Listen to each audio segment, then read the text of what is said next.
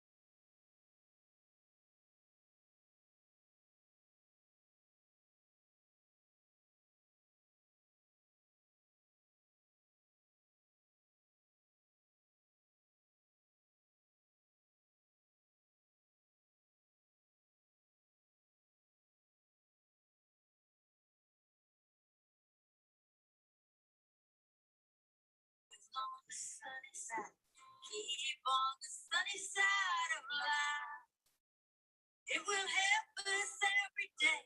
It will brighten our way if we keep on the sunny side of life.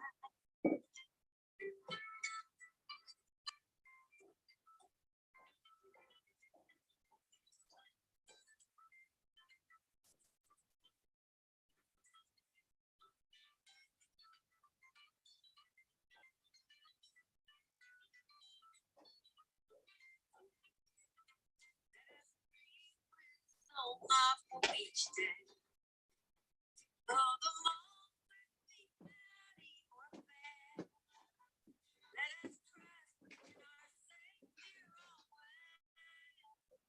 We'll keep everyone in His care. Keep on the sunny side, always on the sunny side. Keep on the sunny side of life. It will help us every day. It will brighten all the way if we keep on the sunny side of life. If we keep on the sunny side of life. Those of you that are on Zoom now, can you hear me? Give me a thumbs up or something. Right there for you, brand new from Loretta Lynn's new album called Still Woman Enough. Bruce, can you hear me?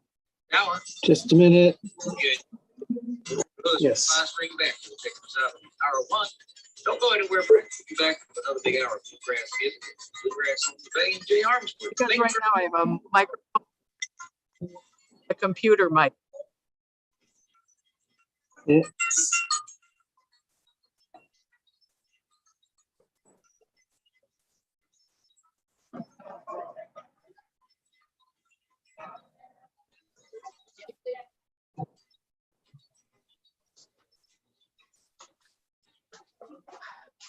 By the way, we're just for you on Zoom, we're recording right now, just so you know. But I just want to know if I'm loud enough from here, but if I put the microphone in, what happens?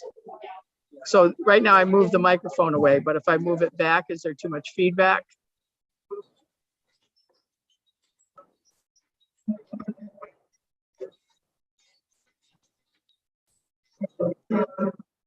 Can you hear me, Candy?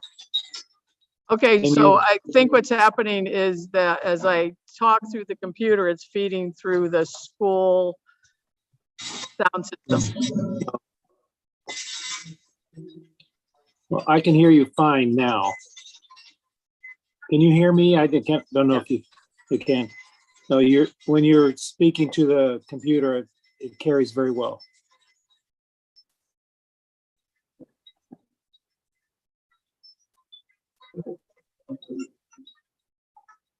Try it the other way. Where did you say where you were speaking through the mic, the public mic?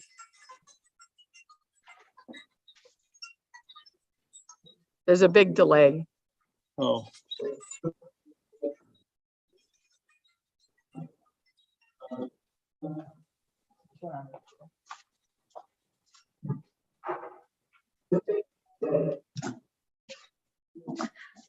And one big delay. I don't know, is that better? I can hear you okay, but I hear a little bit of an echo.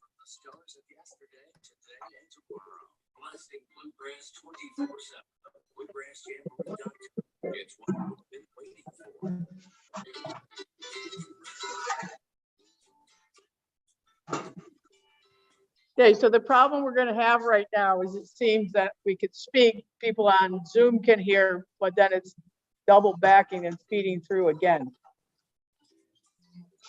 We don't use microphones like I know. Shut off the microphone and then we'll just shut off the system.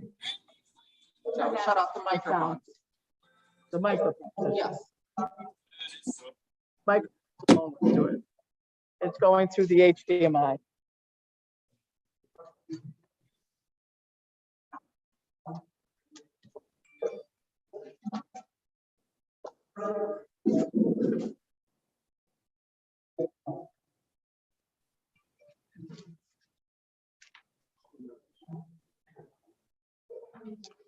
Microphones aren't gonna help.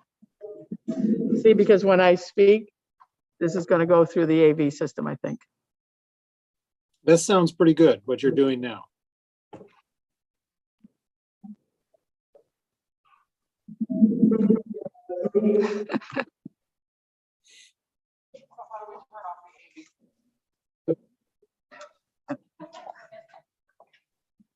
Just think of it as a bad movie right now. Well, thank you, everybody, for coming. As soon as we get this straightened out, then we will get started with the meeting.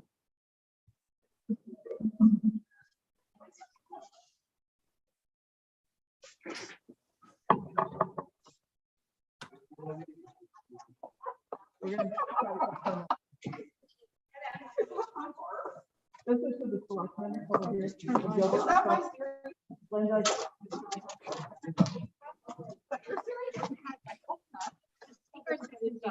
Okay, how about now?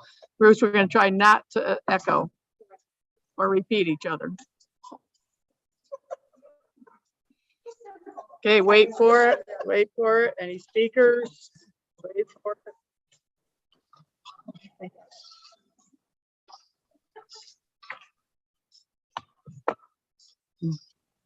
And just to think, we practiced at 3 o'clock today. We thought everything was good.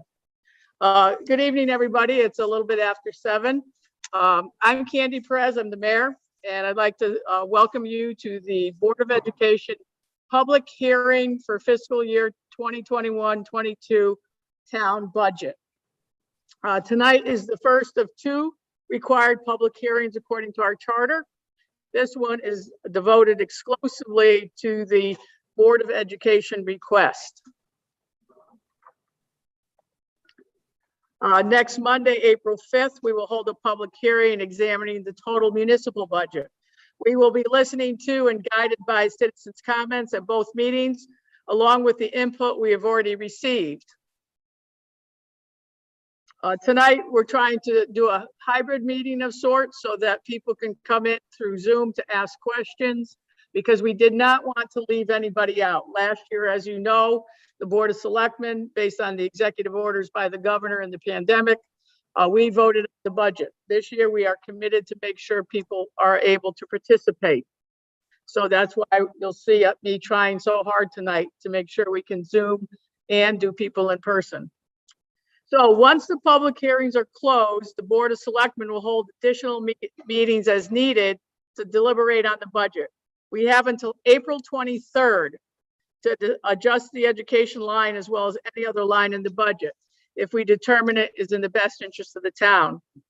The Board of Selectmen will present a budget to the town that we feel meets the needs of community. It will be up to the public to decide the outcome of the request starting on May 10th at the town meeting and 14 to 21 days later at the referendum. May 29th is the suggested date by the registrars and finance director. So the format for tonight, as we know, any meeting to run well, we should have agreed upon ground rules to start, so the process is clear to everybody and everybody feels that they are involved. We'll use the following process that we've been using for all of these Board of Ed public hearings for about 5 years now, or 6. Meetings called to order, Pledge of Allegiance will be recited. Gilbert School Superintendent will present his information. The Superintendent of the Winchester Public Schools will present her budget. At the conclusion of the school leaders' remarks, the public portion will begin. We'll have as many rounds as necessary to have your questions answered. Each person in round 1 of comments will be given the opportunity to speak for 5 minutes. Once everyone has had the chance to speak once, people that would like to speak a second time will be given 3 minutes. If there are those that still want to make a third comment, you'll be given another 3 minutes. And after these first 3 rounds, the board will continue to listen as long as the dialogue is productive. Should there be questions during your comments, please direct them towards me and I will ask the person with the information to respond at that time. If you ask a question that needs further information, we will write it down and someone will get back to you later on. The Board of Selectmen may ask questions or comment at any time or at the conclusion of public comment, or ask questions at a later date. The public hearing for this will be closed by the Board of Selectmen at the end of the evening, once we feel we have all reached the point that all questions have been answered and/or it becomes unproductive to continue. And there are the statutes in the charter that talk about this, which is section 111107 and 111104 and 111105, in case you all wanted to look that up.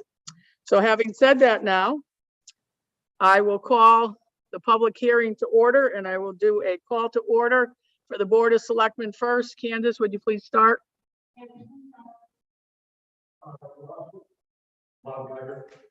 Candy Perez.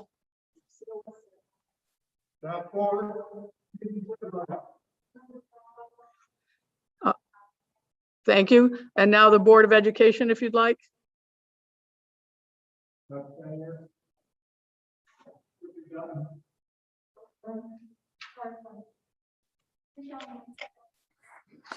And I don't know if Gilbert, if you want to recognize the people that are here as well. I'm glad to do that. First of all, let me introduce you to school, Greg Sorrell.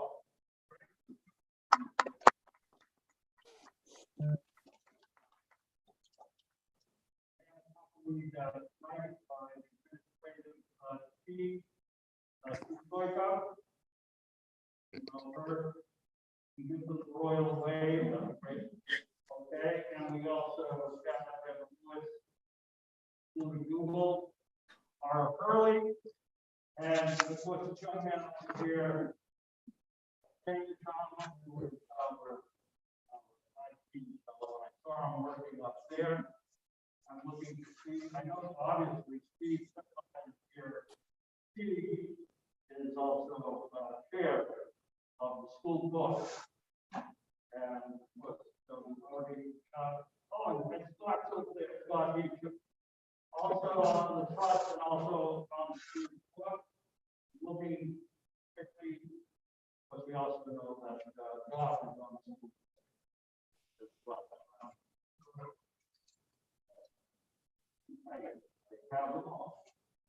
Okay, great, thank you.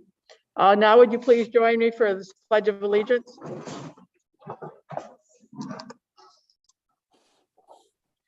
I pledge allegiance to the flag of the United States of America and to the republic for which it stands, one nation, under God, indivisible, with liberty and justice for all.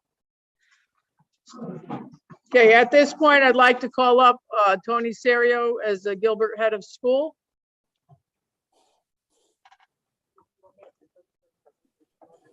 No, I'm where we need to be. I'm going to tell him how to. Okay, do you want me to be Vanna? Want me, Vanna? I'll be Vanna. All right. Turning the tide. Everybody knows that first slide anyway.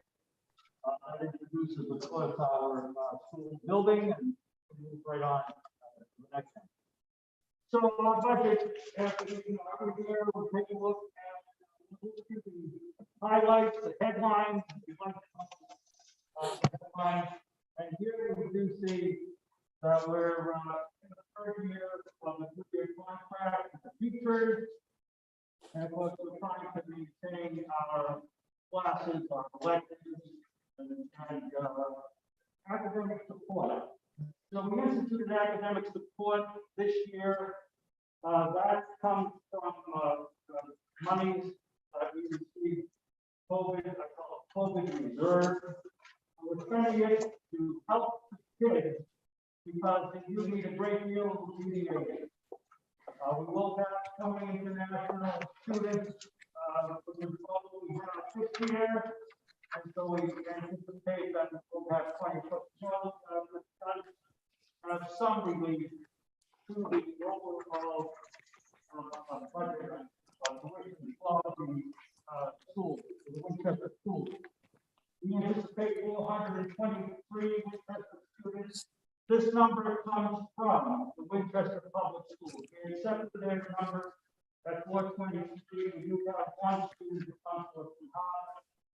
And then, as I mentioned,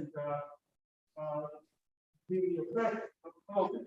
How to refer to COVID budget and to do with Facebook, my budget message, you can pick up on that.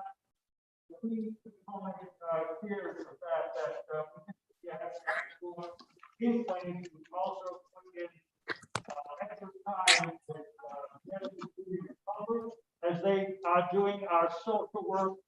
We have our social work to them. And second year of capital improvement plan. That's the second year. Next, Thank you for doing that. you're welcome. Of course, budget drivers, in the third year of the contract. Those two academic support positions that I mentioned. We do have an increase in graduation requirements by 2023, anticipated that 225 graduate.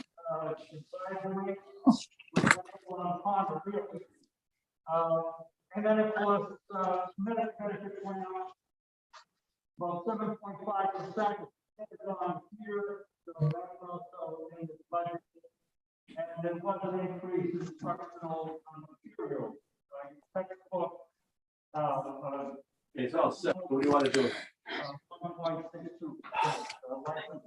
What do we do? Can't leave it in there. And social influence as well. Whatever you're okay. No, I'm just gonna leave. Okay, so we do have certain goals that we try to maintain on a regular basis. And up here you can see that with, of course, curriculum driven, nothing about that's one every year. But regular curriculum, of course, the scientific research, basic interventions, and positive behavioral support. We continue those. We have a comprehensive high school. We still have a business program. We still have a program of what we call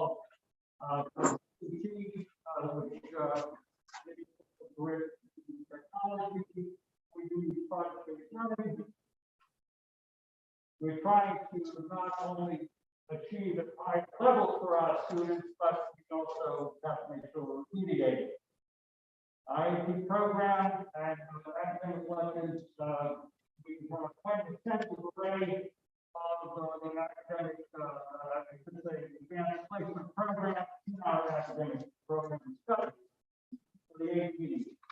Very important part of our schools. And we'll continue with the protocol for COVID next year. I don't think that this is over. I think we're going to continue to see that we do need to continue to follow protocol as we are this year. And I guess we got Chris is also on the spot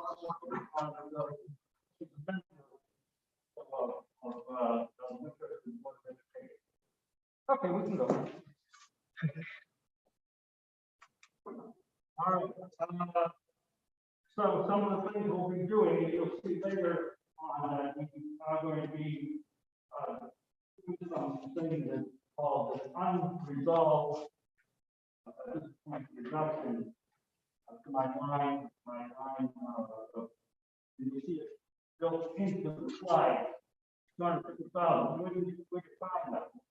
We take a close look at the FTE. And we try to run classes that obviously we're talking about college prep classes, the classes that are, 10 or better. 80, some of the numbers are lower. Remediation, some of the numbers are lower. So for the most part, I'm trying to use that kind of a lens when we're taking a look at our budget and reductions I talked about. We involve various consortiums, collaboration with schools and agencies to try to get better electrical and prices wherever we can. And we're very fortunate to alternate between oil and gas boilers. That sometimes allows us to buy cheaper form fuel in order to keep the building. And of course, we do have a high deductible plan, health plan every year, 2017, every year since, that the contribution made by teachers increases, both on the dental, as well as on the health plan. Now, here is the budget. Now, I'll run through this quickly. Everybody can see the numbers on the board. So right now, I have a budget of $7,681,688. So I had been standing in front of it last year, but I was on Zoom. That number is $7,810,000. We did have a reduction. It came about when the reflection budget called for a decrease of 240,000. Mel and I got together, came to agreement, and the overall effect, taking the $120,000 cut, was the fact that I have to go down some in my budget to the figure that you see on the top there. In addition to that, well, there are other things you wanted to get through. I had within a $250,000 reduction based on some early retirement incentive programs that we had going on. I'll get back to that in just a moment.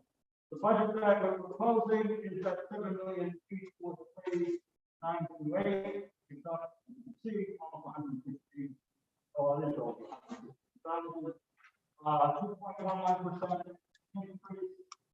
And there is, of course, a increase to the WBOE. You can see that there. But I just want to make sure that people understand. Even if I was sitting still, this budget didn't go up at all. If I was still $7,681,000, the increase to the Board of Ed would have still been in approximately the area of 143,000, 1.86% increase because of the student population. Our budget is made up, and then after we develop the budget, we do it proportionately as to who gets share of the budget. So, because the Board of Ed did go up to 95.27% of our population or enrollment in the school, they would have gone up, as it says there, 1.86. If you translate it into dollars, we would have been $142,000. Now, so that people understand, I'm going to explain the 250,000 and the 265,000. My budget, the one that I reject, my budget, when it came out of the gate, was really at $8,358,900. Now I looked at that, and I want to, in my own ability, take a look at it and find ways that I could cover certain expenses. Well, anything that is COVID related that I am doing this year, I am going to do next year using, once again, what I call the COVID reserve. Very important that you understand that I will give a lower this budget because I am paying, like I did this year, for those things that are COVID related, again next year from, like I paid for them. In addition, I am going to reduce the budget on top number by 250,000, what I call the unidentified reduction. And I'm just going not know, because we still have to comb through this budget and figure out what's going to go into that $250,000 box. That's what brought my budget down to $7,820,000.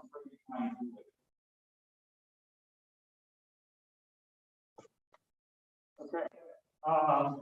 So then you have salaries. Again, very important to understand.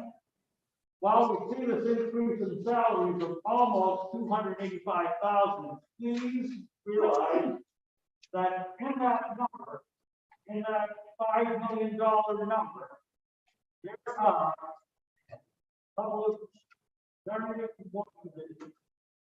Those are those academic support divisions. They are in that particular number that you see there. This is why, as I said, $5,000 is going to be paying for an custodian. It's going to be paying for those two positions. It's paying for the contract that we have with, again, Connecticut Junior Republic CJR, as we are using them for our social work. And then you can see the overall increase. I want to make sure that y'all understand. We're talking about the overall increase for I applied that 255,000 for those two feet. So it is up by almost 285,000, but it's also high because of COVID-related division. I did mention that we have built in 7.5% increase, and here you see the effect of that increase. Insurance is going up 116,041. When you take a look at our budget, you'll find that for compensation, that meaning, of course, salaries and benefits, we are looking at 81.6% of my budget is tied up in this area. $6,400,000 is dedicated to staff. It's dedicated to staff. And let's remember, my budget is 7.843. So it's not a lot of room, but thanks for everything else. Okay, so now we get into the instructional supplies and things of that nature. You can see it's minimal increase, much like last year, an extremely minimal increase, less than 2%, a little bit over 1.5%. As we go to this area, maintenance, materials, supplies, etc., and again, just like last year, a very small percentage increase, dollar amount 1638 was about the same last year, and it was also around the same 0.37. So about a third.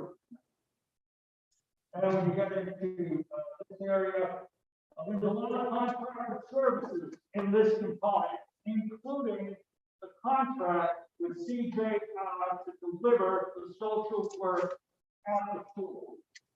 So where it says COVID reserve is being used to offset some of this, it is, because it's having to pay for the social workers that we get from Connecticut Republic.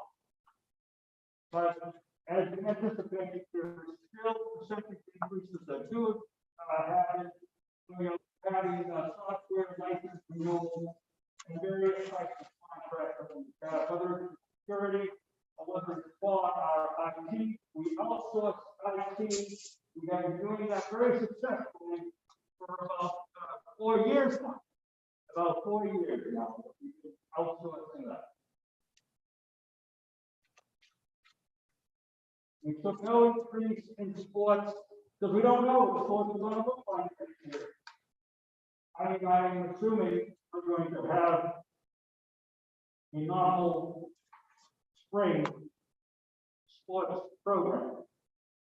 We know we did not have that when it came to fall or winter. We did not have a normal sports season.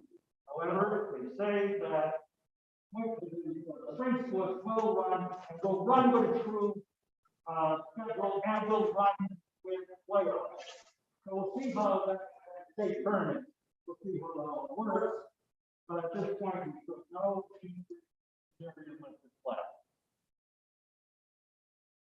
and again, we do have a 5-year plan. I mentioned we have a 5-year capital plan. We did the first year of it this particular fiscal year 2021.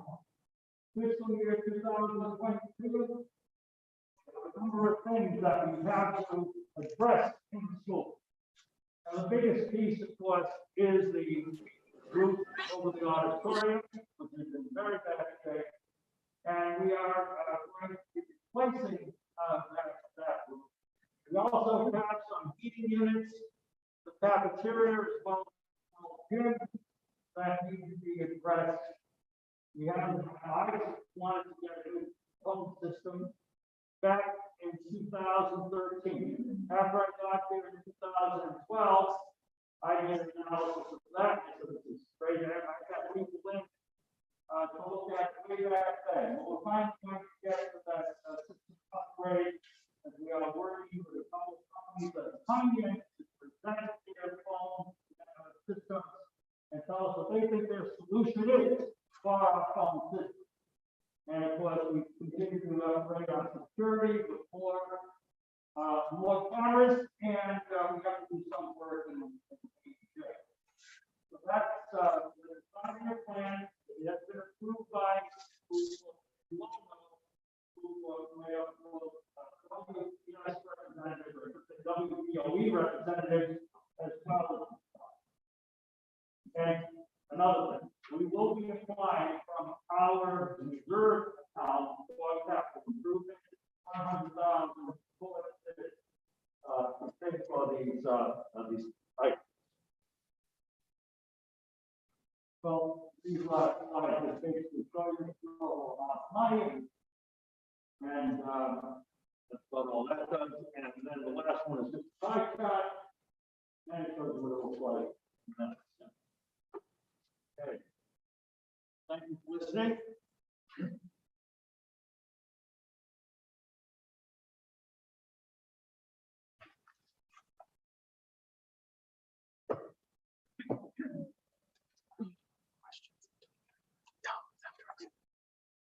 Okay, so right now we're going to go to Superintendent Grady Shanley with the Board of Education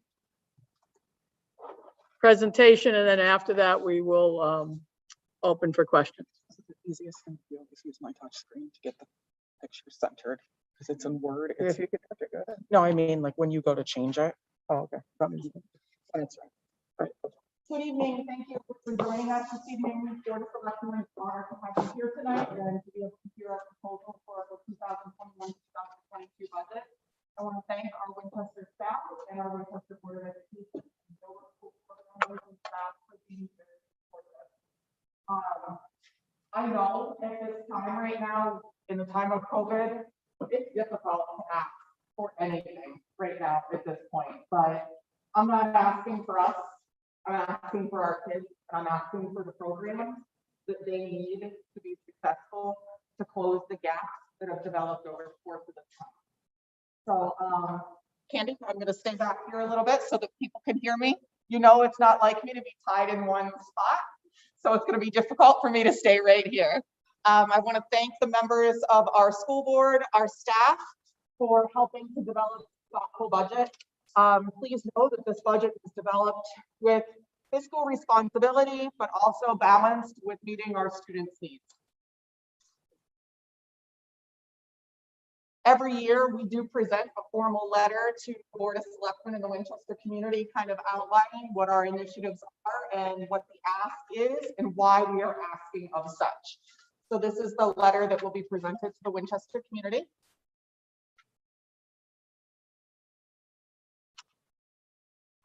The budget, this slide simply kind of is a picture of how much effort and time goes into developing this, how many thought partners we have when we're talking about developing a budget.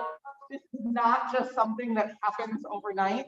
This takes months of preparation, months of thought, and months of data drilling down and identifying what do we need for further instruction. And that's really what this is all about. What do we need to have our kids better and to have the resources that they need to be successful in the classroom? I'm a big believer, you hear me say every single year, you want to know what you're paying for. what bang did we get you for your buck? And for the past probably 7 or 8 years, we've been giving you a lot. Bang for a little bit less. So what I'm asking for this year is a little bit more. However, in the past 5 years, it's going into my 5th year, this district went from being completely in a receivership to now being above state standards in mathematics and reading in our K-12 program, or K-6 program. So what I'm trying to tell you is that we spent our money wisely, what little we had we stretched. And what we did was we operated with sustainability in mind. We didn't purchase things that were one-time fancy things. We purchased items that were going to support teachers and students ongoing so that we continue the progress that we've made.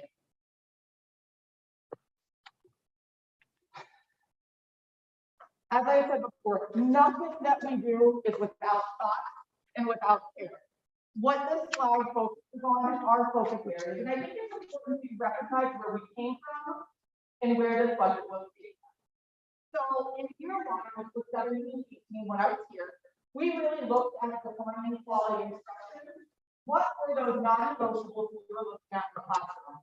Moving out into the next year, we linked that to developing and implementing quality curriculum instruction for our students. Then adding on to that, we went into the 3rd year of increasing student discourse in the classroom, making sure that it wasn't just the teacher talking to the kids, but the kids were talking to each other about instruction. Year 4, unfortunately, COVID hit. However, this time here, we really looked at monitoring and adjusting our on-target instruction, making sure that our pieces and our curriculum was still up to stuff. Just because we went digital for a little while didn't mean that we were up on what kids needed to be successful. And taking it a step ahead, I'm going into year 5. Now that we have COVID behind us, technically, but we're going to operate like we do. We're going to push into, we've got all this data from this year. We know that some of our kids don't during this time, we know that some of our kids are stagnant. We know others have developed huge gaps to address that. So from that data, we're going to be doing assessment and data training to identify for Ms. Sedlak, if she's a student in my class, what does Ms. Sedlak need specifically to make sure that she's on grade level and successful as a student? Drilling it down. This is the beauty of a small campus, this is the beauty of a small community. If I don't have there, you're a person and you have me. And that's what we're working on. So this upcoming school year, we're going to be doing this. We're doing peer walkthroughs, data analysis, and strategic instruction. And we're updating our school curriculum. We've revamped our K-6 curriculum to connect. However, our preschoolers, we haven't really written that curriculum yet. We are going to be writing so that they're completely in alignment with our K-6 curriculum. Facilities, I hope the community has noticed a huge shift over the past 3 or 4 years of our facilities, specifically Pearson, that's what we're focused on, look and feel great. It's clean, it's fresh, it's being maintained. We have routine maintenance going on. Prior to me being here, it had been a lot of entities being placed and a lot of broken entities. So we're now in the process of making sure we're keeping our facility up to snuff, keeping them up to code, and making sure we're clean and respectful spaces for our community.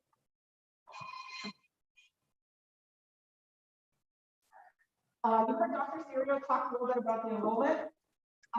We are projecting that about 420 students will be headed to the Gilbert School for 7th to 12th grade. However, for Winchester Public Schools for next year, we are looking at a total of about 539 students. What that number does not represent though, right now we have 25 homeschooling students that literally left the school district.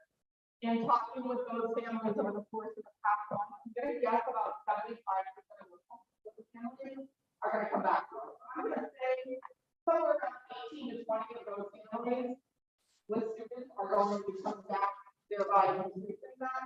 However, I don't want to put my out there yet until we actually see those students circulate back to us. I do anticipate that number to be.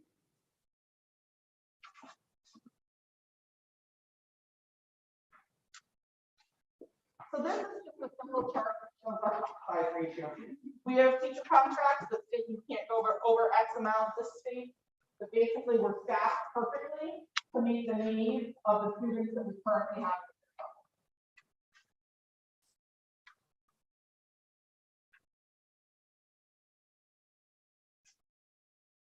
So the number one thing I always hear about from people is, why do you guys need all these? Why do people need staff? The number one thing. Well, I can tell you this, that without staff, children don't become educated. There is one thing that we have to invest in, and that's staff. We have to invest in their training, we have to invest in them. We have to have them. This budget right now represents us really decreasing by one full-time FTE. However, we have some funds, as you may or may not know, that are coming in that we're using to support a little bit of that. So in this budget right now, you will see one increase, a capability substitute, and that is actually going to the Gilbert School. So in Bachelor and Pearson, we have a building substitute. We will have a building substitute at Gilbert. They're actually working under a grant this year. They will be going in again under that for next year. So that person, as you may or may not know, we run special education at the Gilbert School. So that person will support our special education staff at the Gilbert School, being able to cover them during PPP, maybe not during providing services for math.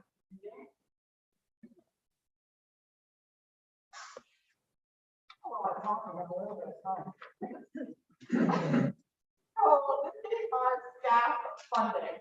Basically, what you see here is that under the appropriation and grants, our staffing numbers are staying the same in terms of under non-certified appropriation and grants, you see this has gone down by one. And that's that one piece that I was talking about.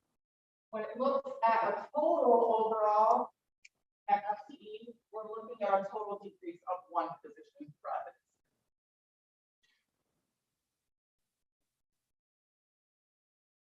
I'm not going to read this on to what we put in our budget book every single time is a description of what each of our grant sources are. So a lot of times people wonder, like, what are the Title III? Well, just go ahead and look at the Title III.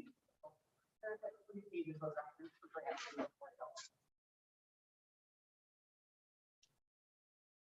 Keep going. Almost done.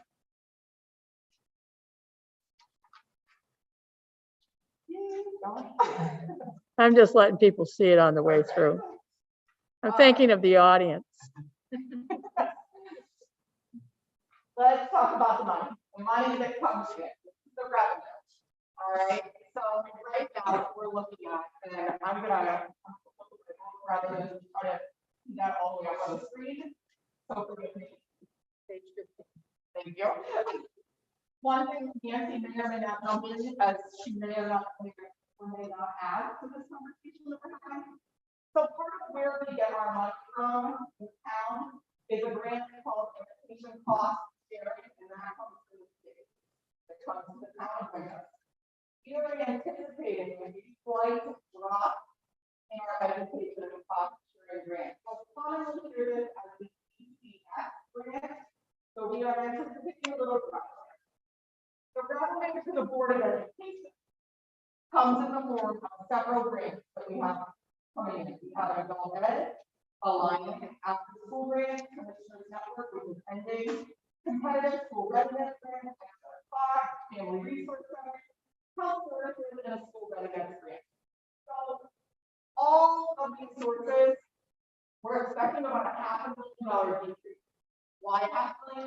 Well, right about now, we're ending our Commissioners Network grant. We are in our last year of this grant. It is legislatively driven to end the 5th year.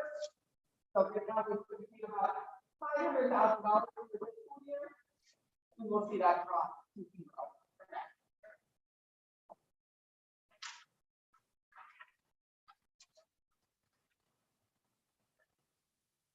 So we also receive federal funds. We see federal funds in the form of IDEA, Medicaid billing, Title I, Title II, Title III, Title IV. So we are anticipating a very, very small increase of about $3,000 to our federal aid program. We also have two other small sources that come to us, custodial fees and then the critical needs grant that we have.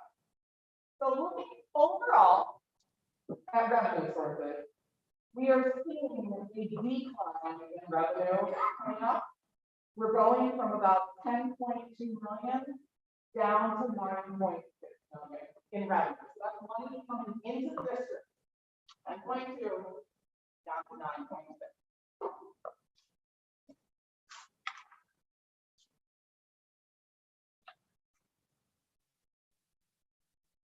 So this is just a very visual chart of how and where the money comes from. So grants and other revenue sources.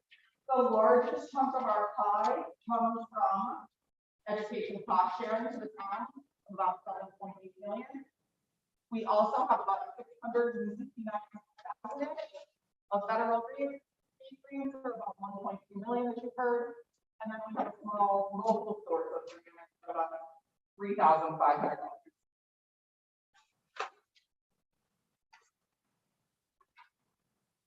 So this is our commissioner network. You keep hearing me say for the past 5 years, the flip is here, we started here, eventually we were going to get down here. So we're down here now, we're at 2, we're at 0. End of June 30th, it's gone, there's no more. But what you want to see is in the chart, you see by category here, personnel, where we were putting at the beginning. Then you see professional financial services. That's, some of the training we did. We have supplies that we're in there, field experiences for students, and equipment and software. They did a lot to support us over the course of those 5 years. We're talking about millions of dollars the state invested in Winchester public schools to make sure that our kids could be above average in the state for reading and literacy. We put that money to work so that way we could get results for kids.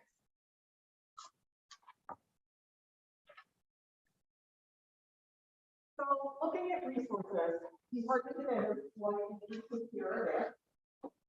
The only increase that we're seeing for this upcoming school year in terms of appropriated and grants is if the town supports the appropriated increase that we're asking, we will have an overall increase of $22,000.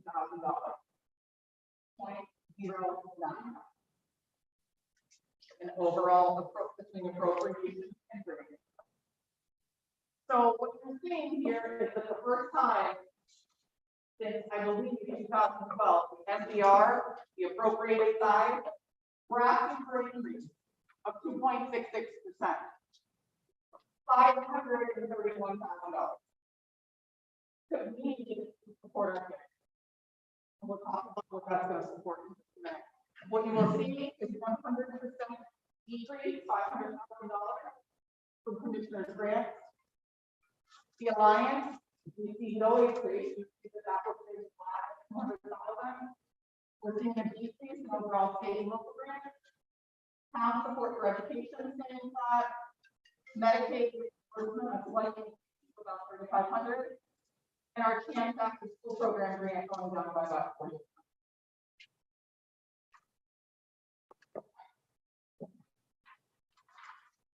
So as you can see here, 90% of our budget and the revenue source falls between the state education costs, then 1.2 million falls with state and local grants, with 658,000 from federal, and then town support for education, 476,000.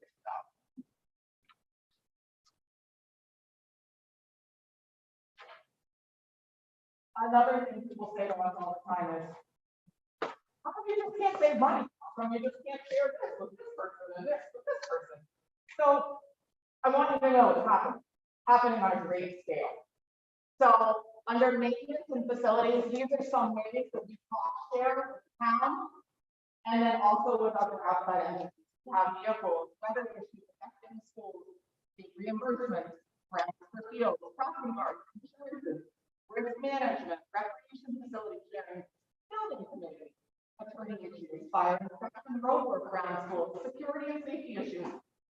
Under finance and human people, we have town pension for non-certified individuals, workers' compensation, collaboration, unemployment.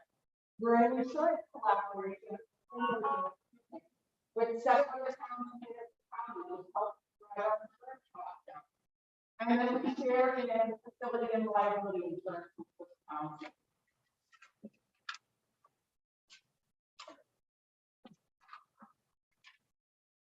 Okay. Because you can find that. I'll put it to this box. 22. All right. So, historic appropriation expenditure. I can hear exactly what Dr. Serio was talking about earlier about. There's no fluff in these budgets, but there's nothing extra in here. There's no hidden agenda. We're paying for the bare minimum to function as school district. I can honestly say, between Gilbert and having been other school districts, there's nothing left in this budget for us to go with. Like, we are just paying to be there. So this really paints a picture of where that money goes, and historically, over the course of about the last 5 years, what that can look like. Well, you're basically seeing there's pretty darn flat. There's a slight increase this year when we lost $500,000 in Commissioner's network thing. There's nothing, no huge, there's no huge value in it. It's just completely consistent over the course of time. And you'll see right now for this upcoming fiscal year, we are all other in terms of spending currently at the lowest point we possibly could run. Transportation, we have a decreased amount compared to this fiscal year.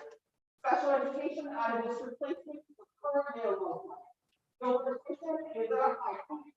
Historic personnel is at a high point. The salaries are driven by union contracts. That was just a blow on that. You can see there's not a lot of movement. And what we can do in this area right now is we brought down the absolute footprint.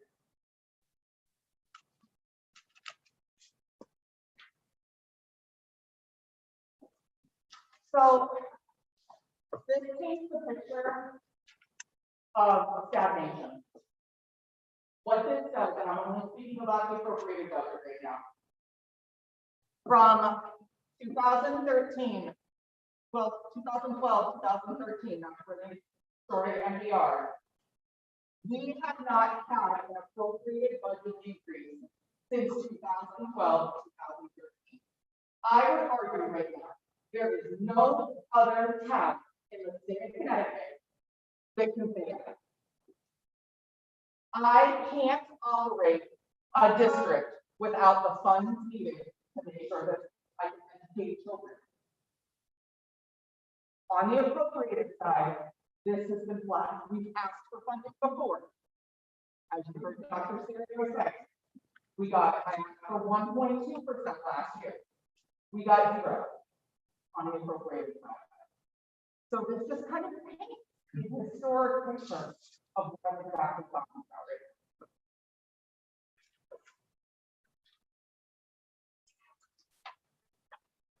So what am I asking for? How am I planning on spending? Where is this money going? $531,000. So we have a general wage increase right now of about between wages and benefits of 3.5%. It's standard. There's nothing really in that. It's just the routine cost, the increase on the contract. Period. We are seeing in professional technical services a slight decrease of $78,000. You see an increase of $95,000 in property services. This was because this school year we did a huge cut to our property services budget to be able to balance our budget costs. All we've been doing all year long is transferring money throughout the school year to fill that void. So let's just be realistic about what it takes to make team building. We need to fill that void. $95,000 for general maintenance and repair of school facilities throughout the school year. We are seeing a decrease in pupil transportation, We had some special education out of district transportation will not be needed for this upcoming school year. So that is a savings of $132,000.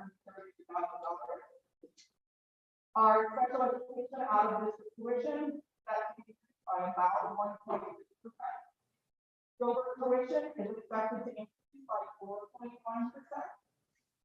We see that all other purchase services, we brought that down. We're able to save $26,000 there. Under supplies in the past, in our Alliance grant and our Commissioner's Network grant, most of the student learning supplies came from those two grant sources. So we have to increase our appropriated amount to be able to support some supplies for our students.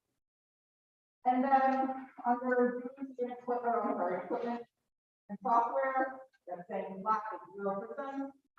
And then the fees, it's like increasing about $1,500 in that. That leads us to an overall ask of $531,157,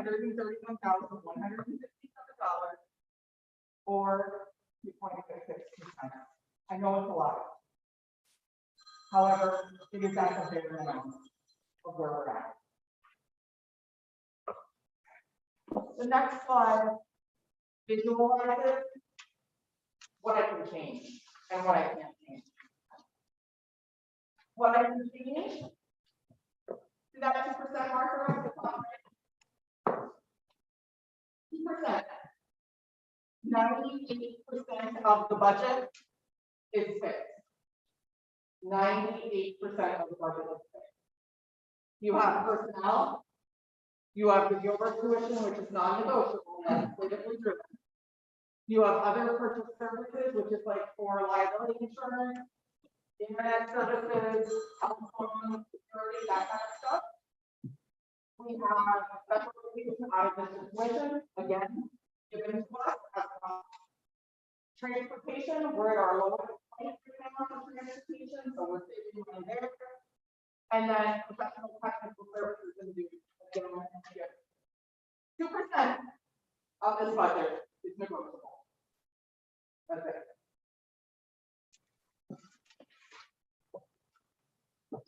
A different way of looking at where our increases and decreases are coming from. On the rise, tuition is on the rise, and you see supplies and equipment is on the rise. You see decreases in professional technical, transportation, other purchase services, and then slight increase in special education out of this cost.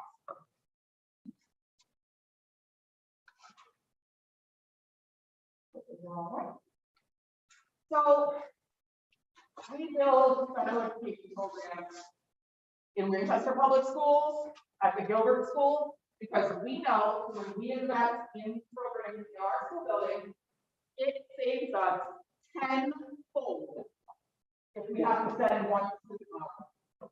I can service 10 students in district for the same price that I can service one student actually going out in the tuition and the transportation. Easily, we can do that. So what this basically shows is the work that Dan and the special education department in partnership with the Gilbert School Special Education up there has done to be able to save some money. We right now have students coming in the district, and we have some situations where there are some newbies coming in that have to leave, and we can't predict that. We know that sometimes we have kids from teams who don't mark my word, 2 weeks later, someone else is coming to the board. Exactly. Just the way to go. Pretty much have status quo, and you can expect those numbers to ebb and flow back and forth for special education. This kind of just outlines those changes. So we're asking for proposed budget increase. You're seeing in this slide, 54% of the ask is coming from local school tuition, 46% of the ask is coming from Winchester.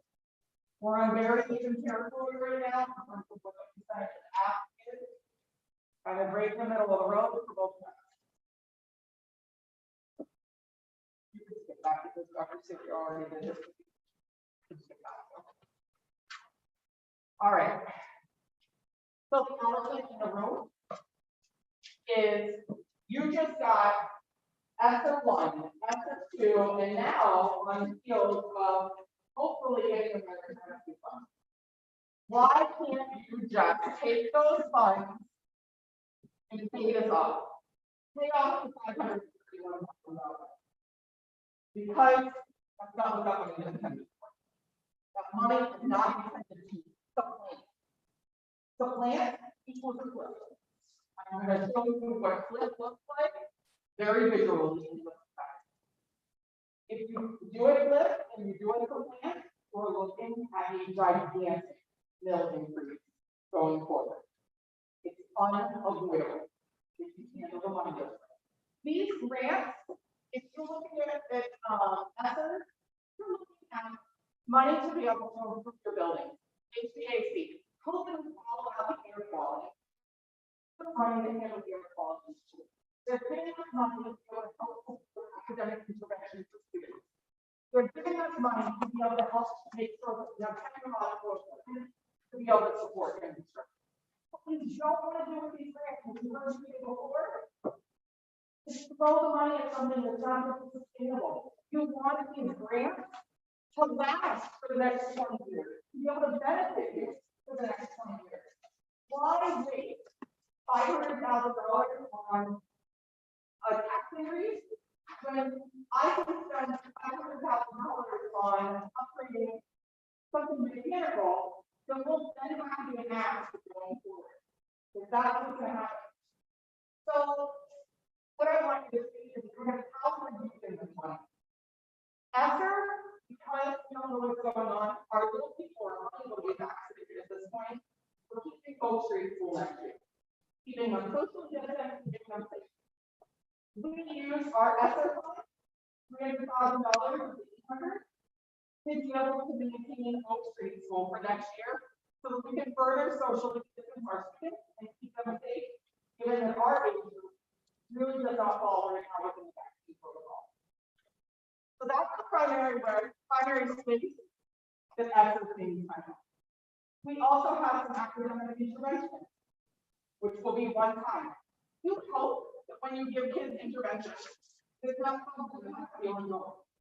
Hopefully, we see a large percentage of kids intervention, and then we won't have to keep giving it to them year.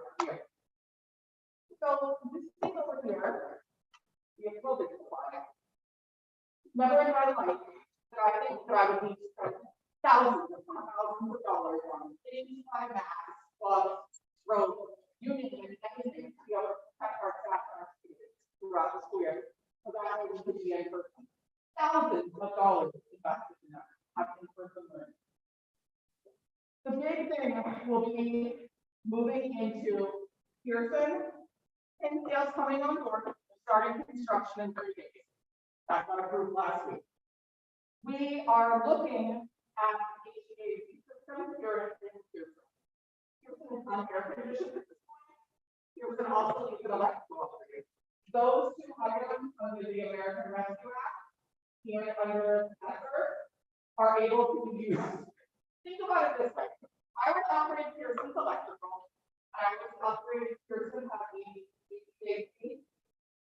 On average, we're looking at probably around $1.6 million. Could you imagine if you put in that in the appropriate budget as a capital expense?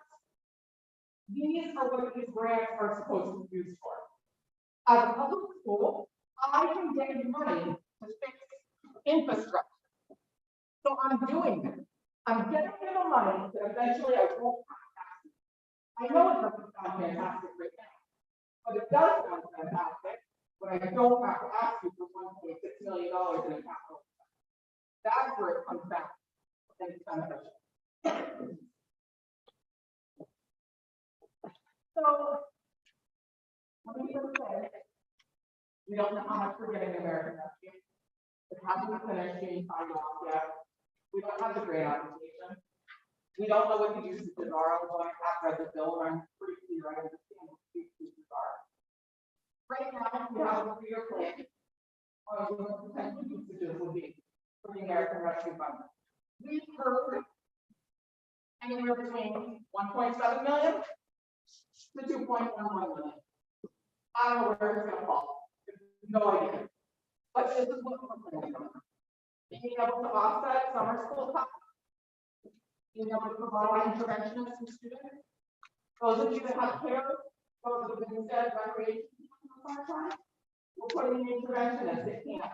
Even when kids are at camp over the summer, they can get some even tutoring today and reading and mathematics to be able to support their ongoing learning throughout the summer. We have every single one of you in this room has heard of equity. We will be doing mandatory equity training for administrators, small costs of about $2,000, but we'll be doing mandatory training around that. We will be improving our classroom libraries. To be honest with you, we have great classroom libraries right now, but they're not great at being diverse and inclusive. That's what we're going to do. We're going to take some of these funds and make sure that every child has multiple books that look like that. We've said it's one of the most diverse communities in terms of a rural suburban area. It's so unique in Connecticut that we have a really diverse population, but a very, very rural area. So we want to make sure we're getting those tax dollars to the community. And then the big ticket item is obviously the electrical upgrade of the Thurston AC project, which again, I'm not highlighting. It's coming off the ground and green. It'll be something that I would never have to come to the board of election and say, here's the need they see. Nothing we're going to ever have to go on. It's already in the paper.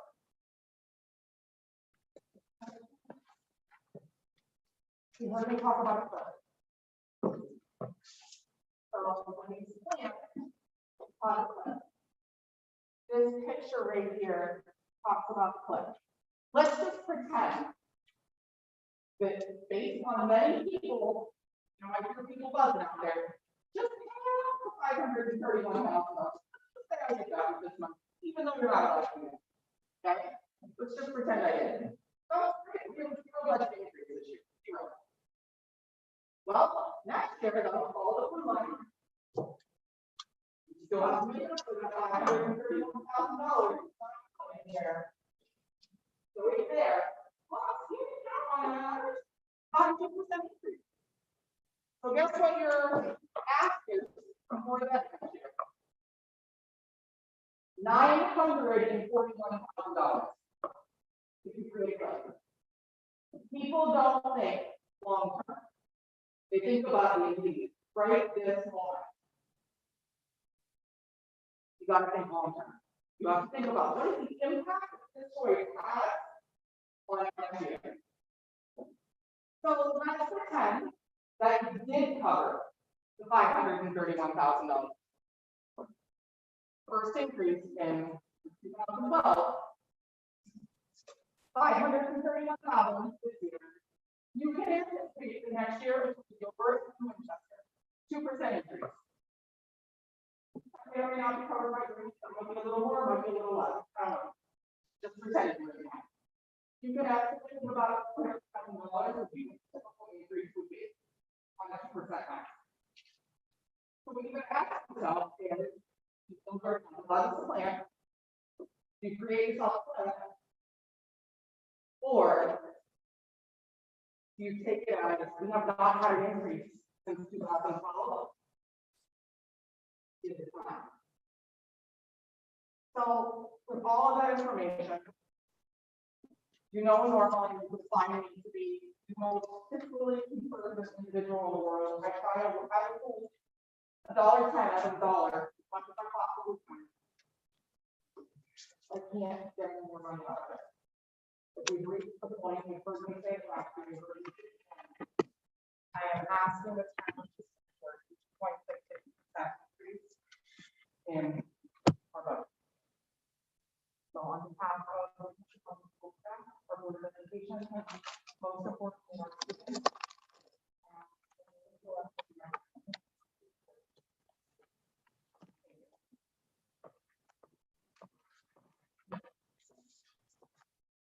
I'd like to thank both superintendents for their presentation. I just want to check Zoom right now. I believe there's our finance director is on, a reporter is on, you're on, and one other person. So if there's any questions from Zoom people, I'll get to them after I get to you. So what I'm going to do, because this is also being live streamed, for those of you that might not know, we've been live streaming meetings since last June. It was an idea that Todd had over a year ago. And with COVID and whatnot, we advanced and moved things along technologically. So the live stream can then be, people can go and refer to it anytime that they want. So I'm just going to, when you ask a question, I'm going to repeat it so that the computer picks it up for the live stream. And then the answer coming from whoever it comes from, hopefully they'll be heard on the computer to go through the live stream so that it can be recorded for the future. So having said that, your name and address, please, if you'd like to speak. Just raise your hand and I'll get to you all the way around. So go ahead. Jim Buckley, 144. I've heard the statement that we haven't had any law. That's true, I think. But we do have a 0.5 mil increase coming to Hinsdale School. So that's already going to put our budget from about 33 and a half to a little over 34 mil. The state of Connecticut is proposing a 1 mil rate increase for all towns. That's going to go, put us at around over 35 mil.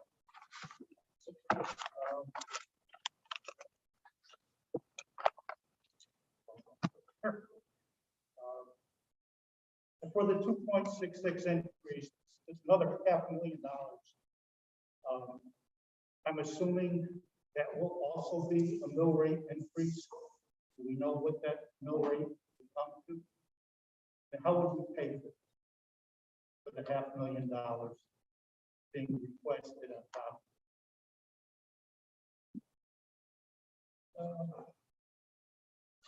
And regarding the grants, I'm not sure if those are the same as the federal stimulus package. But looking online, the federal stimulus package is in the billions of dollars for Connecticut. And that is broken down by town. And Winchester is supposed to receive nearly $2.8 million. Of that money, $1,755,000 is to go for schools. I know this came up, in the discussion somewhat, but can we not use that $1,700,000,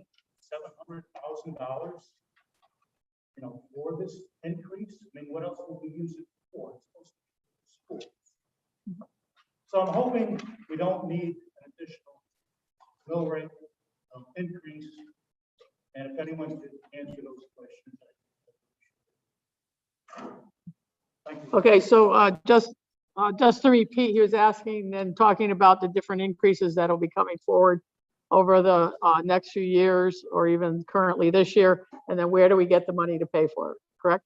That's pretty much the gist of it. And then We are going to get 0.5 mil increase for the state of Connecticut with the additional 1 mil. So let me take a stab at it, and then we have our town manager and superintendents here.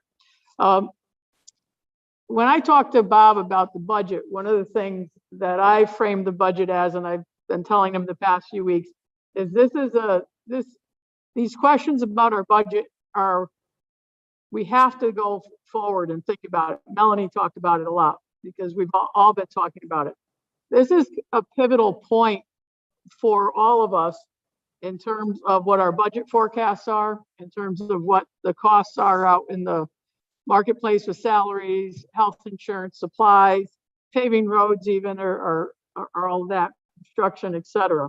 And we also know that there is federal money that's coming in, but we don't know how, well, we know it's only for 1 or 2 years. But we also know the state is right now at the legislature figuring out what they're going to do, and we don't know the answers over there.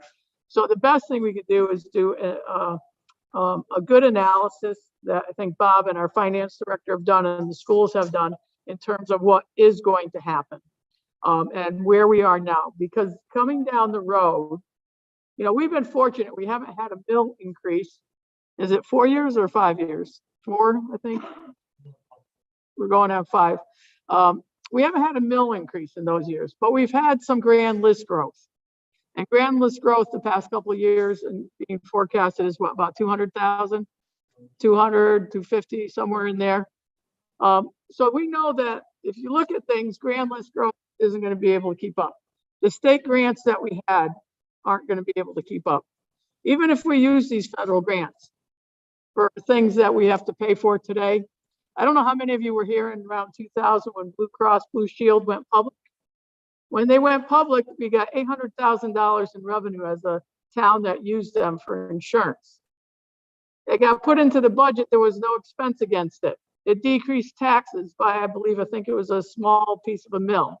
The following year, you started that year in the hole $800,000. So you had to make up that $800,000 in revenue because it wasn't used for a one-time expense.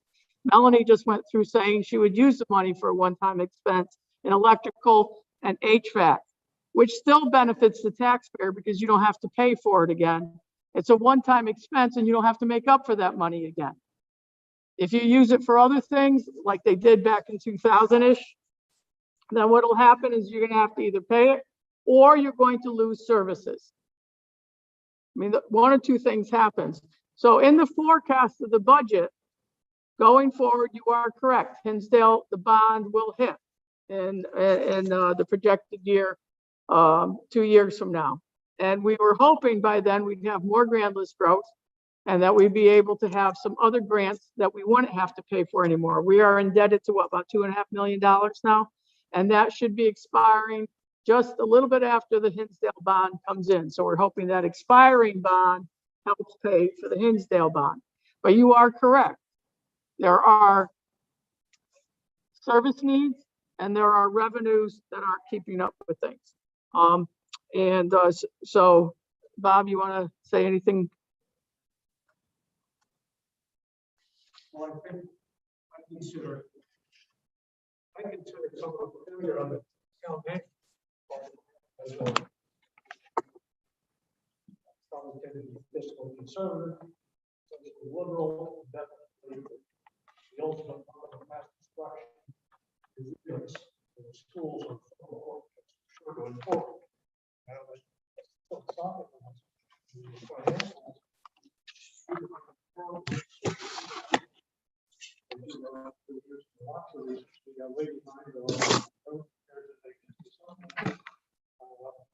think people still running the road. Highways and roads are one of the big issues. Education. I think that's important. Should be both key issues with this.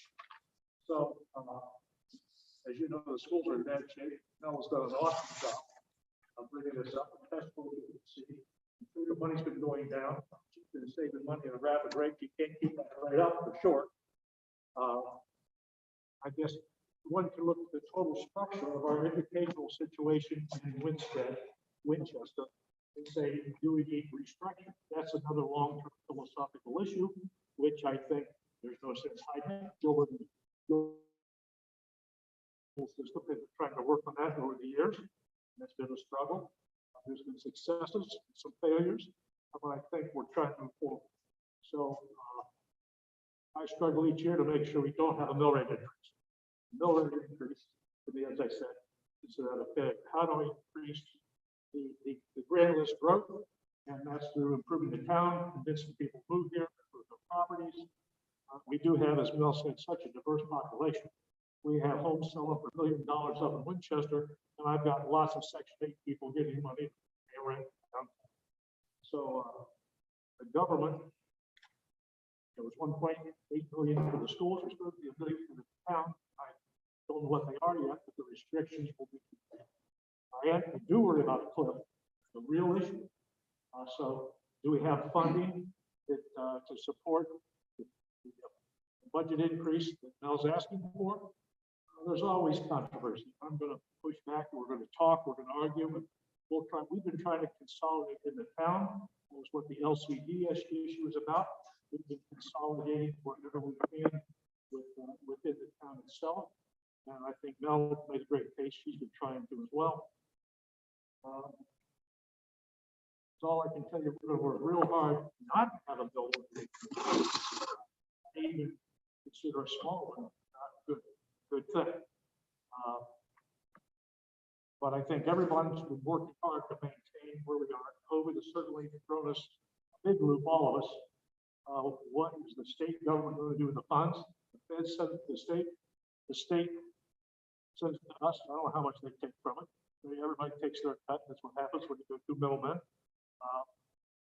But they haven't told us that. So we're trying to put a budget together with this big unknown. It'd be nice to have it. We'd love to see this place air conditioned. Yes, as Candy explained, those are one-time shots. But I've got 4 unions in town to deal with. There's a 2 to 3% increase every year for sure. And we negotiate as best we can, try to be fair to our people. So it's tight this year. But you brought up 2 big numbers coming from the feds. We don't know what it means. Mel tried to explain there's a cliff. You saw that chart. I'm aware of cliffs. You gave a good example of that $800,000. So trying to avoid cliffs, we've been very conservative in the past, well, since I've been here 5 years now, and our finance director just been in the street somewhere. We've worked hard to make sure that we maintain a decent fund balance, pay our own way. We're in a pretty good position. The scale project, it was awesome. We had a great meeting the other night. Hopefully everyone's going to be pleasantly surprised. We sat in here, we're all very nervous. So far, the committee's done a great job, and every 2 or 3 months, the number keeps coming down without jeopardizing the project. So that'll be an asset, that'll be. But I think we all have to try to avoid mill increases and try to improve creative. The better your schools are, the better your grand list is. That's one thing. I moved up here, geez, 35, 40 years ago, tried to recruit employees. I worked with a large corporation. I moved several from Dallas, Texas, and New York City, and all the executives went to Simsbury and Avon because of the schools. We can't let that happen. We can't get grand list growth that way. So I've babbled on enough, but that's, I want to support Bill. I don't want to raise your bill increase. I'm trying to figure out how to do it. So I'll ask if anybody else has a question. Doug, and then whatever you guys decide. You both get to talk. I am Doug here. I'm and tonight I'm speaking for the entire community. So we talked about the fact that the budget hasn't gone up. There's a lot of towns around us. You read the paper regularly, you see that they go up 1, 2, 3, 4% every year. Not just once in a while, but every single year. In this town, if we've been going up 2% every year since the MBR, you'd be looking at about a $24 million ask in this district, which is considerably less than what we're asking. So again, to put in context what Melanie's saying, there are no other districts in the state that operate on flat funding year after year after year. The other thing I'd like to point out is, as Melanie's mentioned, we have this distinction of being one of the poorest performing districts in the past in the state. So we were added to the Alliance District. The Alliance District consists of 30 poorest academically performing districts in the state. We also have the distinction of being on the Commissioners Network, which again identified us as being so the state has poured in something like $6+ million in budgets for the last few years. And you're a little bit leery, rightly so, of creating unfunded liabilities that go on forever. So what they say is this: look, you as a town have special needs. You have extraordinary needs. We recognize that.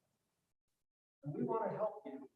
We want to help you develop your curriculum, revise it where necessary, develop your staff, build capacity, build a program.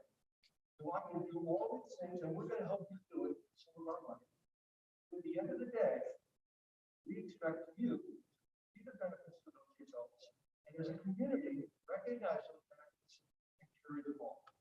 So in other words, ball in our court, they've given us a lot of money and they're expecting us to basically step up to our share.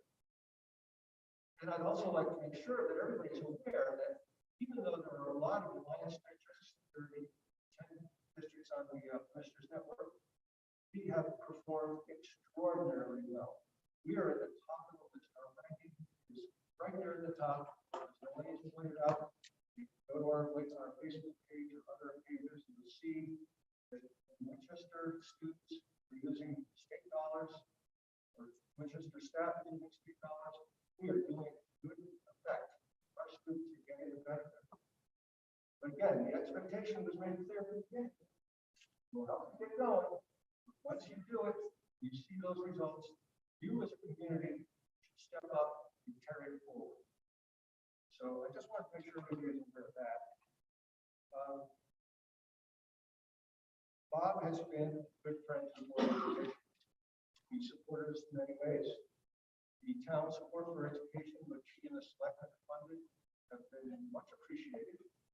The numbers have gone up, but the numbers that are in the budget as proposed coming up aren't really going to do it. We really need budget that Melanie outlined in her proposal. I think at some point this community has to realize that we cannot not fund our schools together. We have demonstrated fiscal prudence. We have demonstrated competence in terms of our delivery of school services, and our kids deserve the support of this community. So thank you all very much. Okay. And Dr. Searing about the COVID reserve fund is that? Tony wants to know about COVID reserve fund. You want you to, Yes, I can explain that. Last year, independent schools were allowed to apply for PPP money, payroll protection plan. We did, and I'm very happy to say that our loan was forgiven, so it basically become a grant. We're using that money under the guidance of the school book and spending it on COVID-related expenses. Melanie explained that ESSER money, we're getting very little of it. 153,000. 154 that. Anyway, just like she said, it has to be used for COVID-related expenses. School book put that restriction on any money that would be forgiven by the Small Business Bureau. So we're very fortunate. We did get forgiven. We're spending the money on COVID personnel. Nobody else mentioned. You have to, if you're going to use it on personnel, realize it's a one-shot deal. In our case, we use it this year, we'll use it next year. But after that, there really isn't going to be that money to spend. So COVID reserve is the forgiven payroll protection plan money that we sought last year. does anybody else have a question? Okay, man. You good? I just wanted to make one general statement that I hope that the Board of Selectmen and town residents, for that matter, don't necessarily factor in what the state may or may not do in terms of whether we support a budget here. I've heard a bunch of times that there's a mill coming from a statewide property tax. I'm not sure that that's going to happen. My opinion, I don't know that we're getting $10 billion federal aid. We have the governor who said, I don't want to raise taxes. So, I just hope that going forward, and I see it a fair ground, that people are using, I'm not really critical, but people are saying, hey, we're going to use this extra mill from the state on top of this. We shouldn't go forward with this. So I just kind of want my take. Thanks. I just wanted to say that whether or not the state uses that one mill rate increase, I'm not saying not to move forward with the budget, but I would like to see the budget not finalized until $1,745,000 from the federal government is factored in to the cost. Because if it's not, what will we spend the $1,745,000 on? What page is it on? In the Winchester school, do you have the Winchester school budget? On page, go to page 32. Okay, so there's two sets of money coming into town. One for the edge, two sets of money coming in town. About 1.7 to 2 million, depending on when they finalize it for the schools, and about $1 million on the town side. Okay, so on page 32 of the Winchester Public Schools handout. I understand that part, but Well, that's the 1.7 million. That's what they're going to spend it on. but the budget, as I understand it now, is not considering 1.7, almost 1.8 million from the federal government, not from the state. So we have separated the grant, like the American Rescue Fund that you're referring to, from the appropriated budget. When we do that, we don't create a cliff, and that's what we don't want to do. We don't want to create a cliff for the town. And one, you're not allowed to supplant, if you will, in those funds. However, if we don't keep that money separate and we use it for one-time expenses incurred, let's just say I put all my administrator salaries into the American Rescue Fund. Next year, then, while we, theoretically saved, X amount of money this year, you then have to pay that money next year because that money will not be available for you. So at one point, you're basically just shuffling it a year off and then expediting it or exponentially more because you have your other general increases on top of it whenever you do that. But as far as the federal dollars that are coming in, my understanding is that it's not part of this budget. That's correct. Yes. Okay, so that's $1,745,000.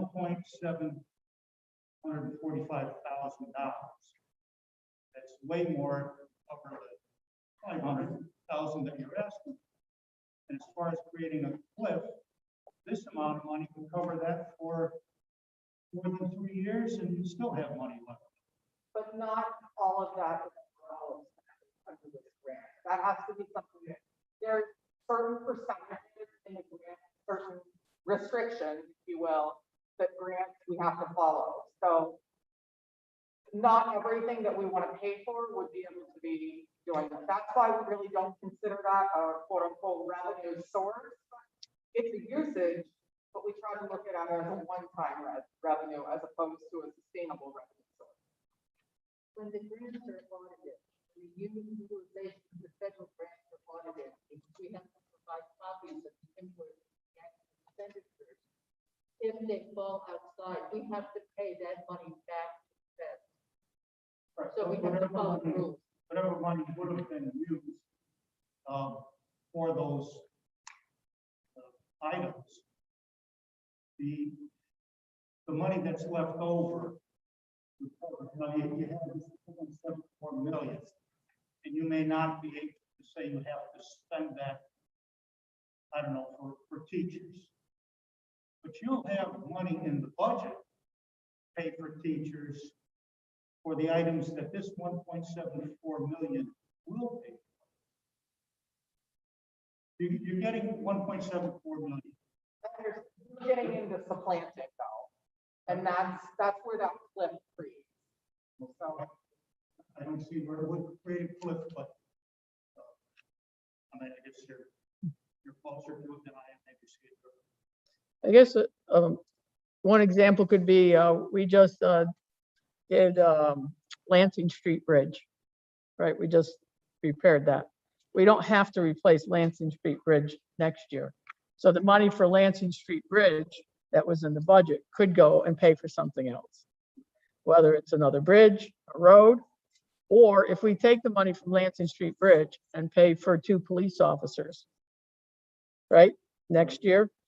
So even Steven, this year, Lansing Street Bridge, next year, 2 police officers. The year after, we either have to fire 2 police officers or find more money to keep those police officers. Because this one-time money, bridge to bridge, if we never do another bridge, you don't have to pay for it. 1.74 million. We'll pay this bill for 3 years. It's not that it's going to pile up. It's just that 3 years from now, we would come back and ask for 500,000. No, we would be coming back to ask you for 1.7 million. I don't- Because you used it for 3 years. You used the entire grant to pay increases. So you'd be asking in the 4th year, we would be asking you for 1.7 million, roughly. I mean, if you took the 1.7 divided by 3 and used 3 this year, the increase was the same the year after, the year after. Or maybe it wouldn't be the same. Maybe it's 500 this year, 200 next year, and 200 the year after. So then that 4th year, we'd be asking for 900,000 to keep those services. So we'd either keep those services or pay 900,000, or we want to pay 900,000 and have to cut all those services in the 4th year. So, but anyway, so what's happening is we don't know all the rules. And yes, like you, we would love to know by April 23rd when this board has to send a budget to town meeting. See, because the board doesn't decide the budget. We make a recommendation of a budget to town meeting. Town meeting on May 10th, remember, can reduce line items, cannot increase line items, but can reduce line items. And then that town meeting sends it to referendum. And that referendum, which we hope is on May 29th, it's a Saturday. It's a recommended date by the registrars and finance director. And then on that day, on the May 29th, the townspeople will decide if the recommended budget from town meeting, from the selectmen, from the superintendent's town manager is a good one, yes, or no, go back to the drawing board. So we would love to have all the answers at the state level, as Brian was talking about. I'm hoping that tax doesn't go through. I think it's like a crazy thing they're thinking over there. We hope that the state has some clarity by the 23rd. That's why a few years ago, we changed the charter to extend our decision time. The town meeting used to be the first Monday in May, and then we moved it so that we would get some more time to see what the state legislature was doing. So are we going to analyze the funds coming in, or all of them? The PPP money, the ESSER money, the money that the town gets? Yeah, we're all going to look at that. We're all going to, the finance people are going to look at it. And if there's any way to reduce it, yeah, we've already asked Bob to start looking at the revenues. The pilot fund looks like it might be a source of additional revenues, but that was because of a legislative change. But they haven't given us the legislative number yet. They made the change in the pilot, and luckily Winchester, because we're a small city, distressed and whatnot, we're fortunate we get state funds. So our pilot money might go up. So Bruce and Bob made a new number, and we may have some more revenue from a state grant. So we're looking, I know they're looking at the grant funding to see how more grant money can help with things. One of the things about the schools, the interesting thing is the work that Melanie has done with the schools, with her board. I worked in schools for a long time. I had my budgets and stuff. And we have town support for education. It's up over, I think, what is it, 500 something now? 470. 470. So we haven't put in a little bit of money, but we haven't. So Melanie came in. She is one of the most efficient managers of the school that I've ever seen. And we, each year, past 3 years, she's come and asked us for money, and we give a little bit here and we give a little bit there. And last year at this time, I said, next year, we're not going to be able to ask her to do more. Now, don't forget that she's absorbed the Gilbert increase in the past couple of years within her budget. So she, in a sense, for the little bit amount of money that we've given her, has not gone, let's say, over to what she's responsible for. So it's gone like special ed, transportation, outside tuition and stuff. So where are we at this point? It's either Bob and Bruce are gonna have to be pretty good with their pen in the next few weeks, and we hope not to have a mill increase. We hope that if we do, it's a small one. Right now, it's Bob projected as a 0.4. So we hope that happens. We hope we have enough information. And then ultimately, it's up to people. To get our money, my opinion.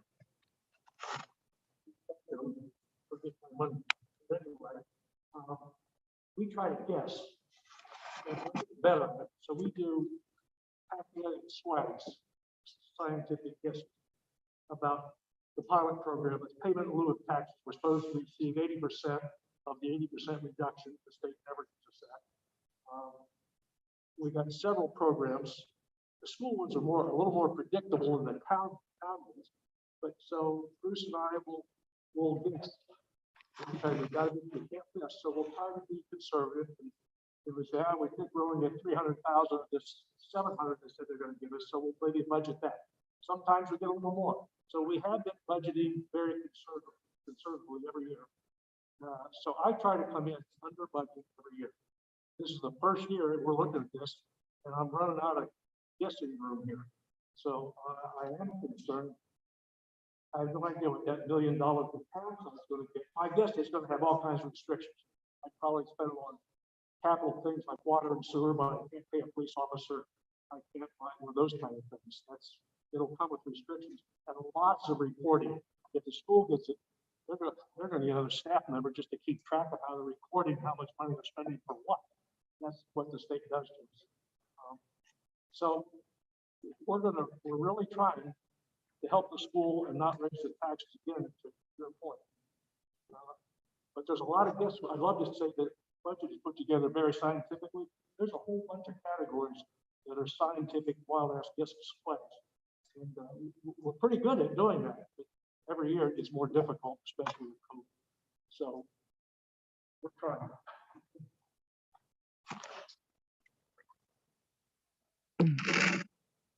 I don't think there's anybody on Zoom that wants to ask a question.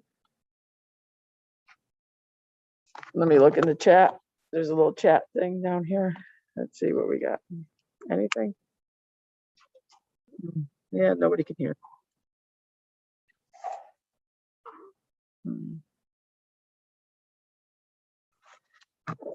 Is there anybody else with questions or comments? Brian? I'm sorry? Was it Jack?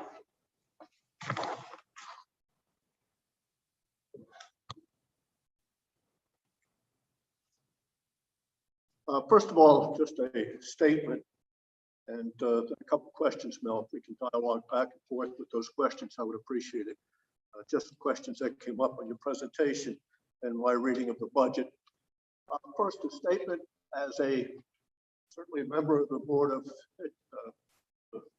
Selectmen, who, as sitting as the Board of Finance, we have to present to you a budget that is sensible, realistic, supportive of not just people who are in the government, but supportive of those people who have to pay taxes.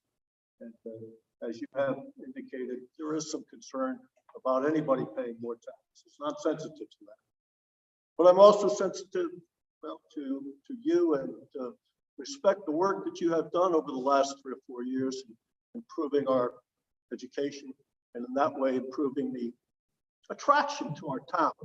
As we have a new town manager coming, we're going to see, I think, different improvements all over. And in that regard, we need a budget to go forward and a budget that will support not only education, but improvements throughout our roads and other areas of our town that need these support. But Mel, I want to start asking just a couple of questions. And these are more, I'm not sure I have all the answers, and I'd like to hear your answers for them. And just to be sure that when we meet as a board to decide the education budget, and we only have 2 lines, we can't decide the individual lines, as Doug has already pointed out. Board of Education has done that. So all we have is 2 lines. I'd like to talk first of all and ask you questions about the town support for education line. Now, over the last couple of years, we've added some money to that line. And it is a town support for education. Basic question, what percentage of that money is actually used in the K-6? And what percentage goes 7 through 12? Do you have any idea of that? 100% K-6. Oils. Right. Right. Educational. When we meet as a finance committee, we do ask those questions to ensure that that money is being used that way. But I wanted to hear you say it is 100% K-6. It could be used 7 through 12.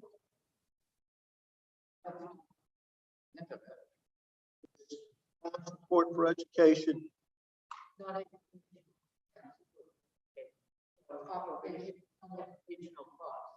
So If there's a non-educational cost support needed for the 7 through 12, could it be used?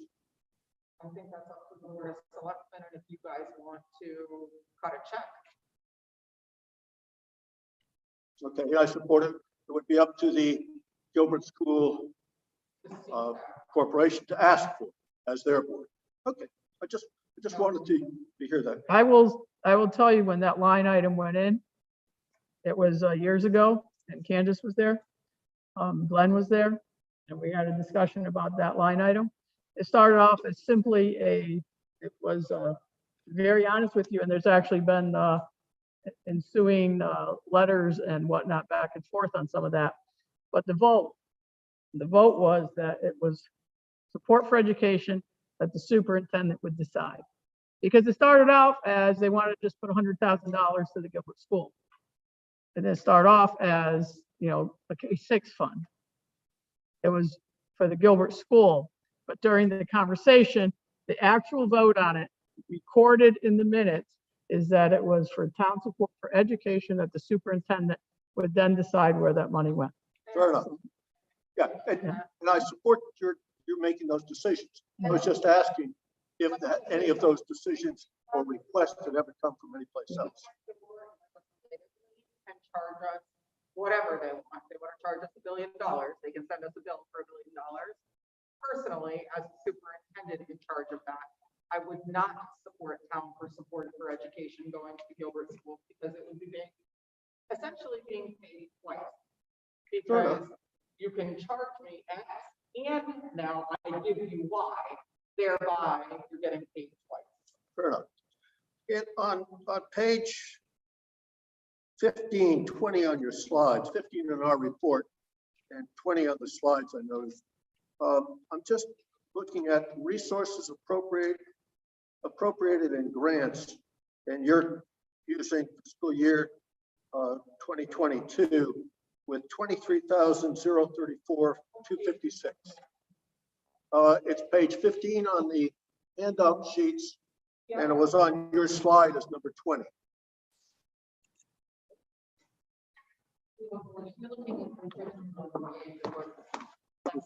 Oh, you're looking at that. I just want to make sure I'm on the same page. Yeah. It's page 15. Okay, I just want to be clear.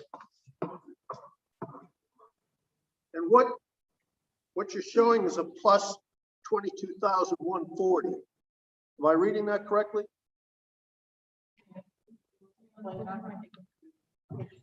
The budget assumption.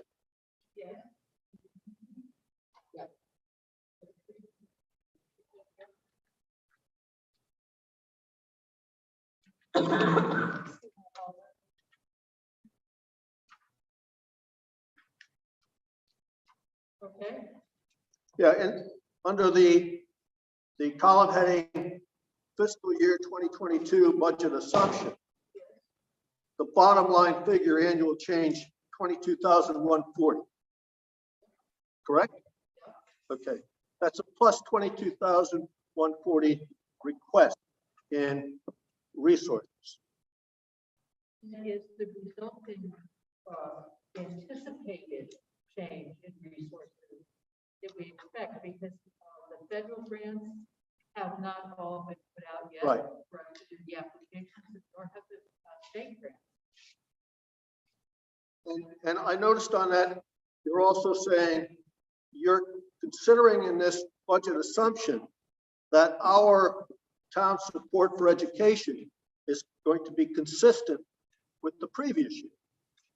You've got 476 both years. Correct? Okay. So if we were to increase that town support for education, that would provide more income on that revenue side that you're looking on this page. Any revenue would be appreciated revenue, let me say that. First. I get that. However, we find that through the MDR, that would be the better avenue because we can utilize those funds to more broadly pay for services. Good. Okay. So now let me ask that question that you have just, you maybe anticipated. The MBR, I've done some research on that and I'm trying to understand it. And I'm wondering if you could further explain. Why could we not just raise your request in the MBR?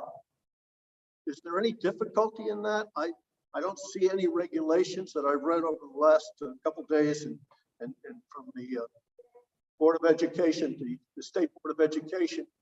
We are not prohibited from raising the MBR. No. So there's nothing legislatively. So let me just first, in most towns and school districts, town support for education does not exist. Correct. It is not a fund source.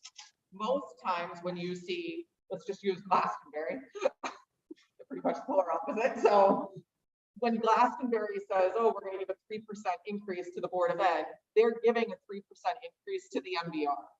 So all the MBR is the minimum amount of money that the town has to pay for education, absolute bare minimum. So right now we sit at MBR in our town, meaning not a dollar more, not a dollar less, we're right there at that mark. So in most typical situations, when we would ask for an increase, it would automatically fall to the MBR, but because we have this special line, historically, that's where our town has chosen to put the money, thereby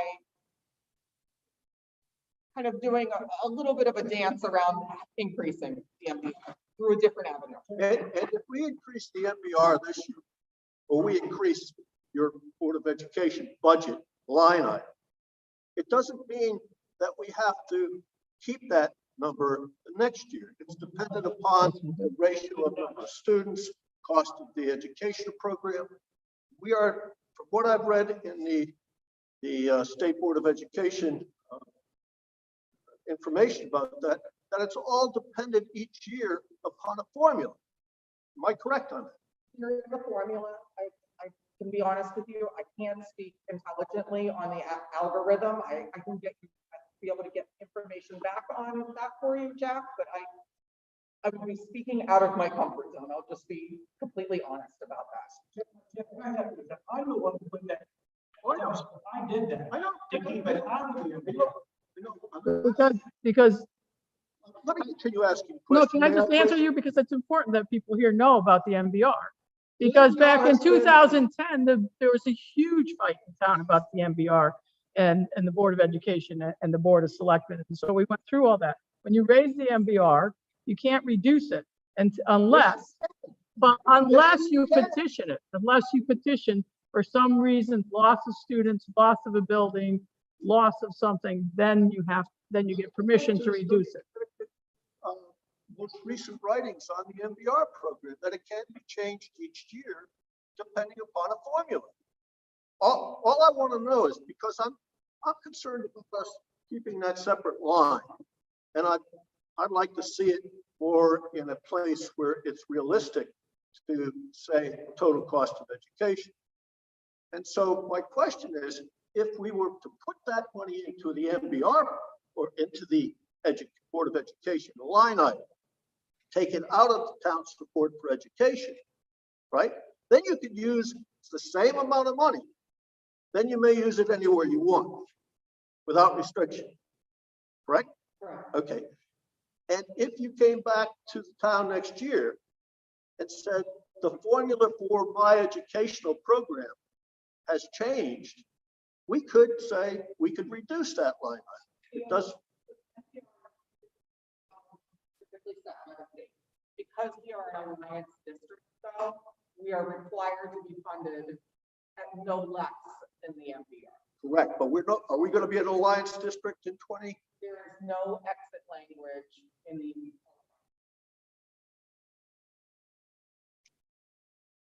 Okay, I was reading a report that non-alliance districts don't have to follow that, right?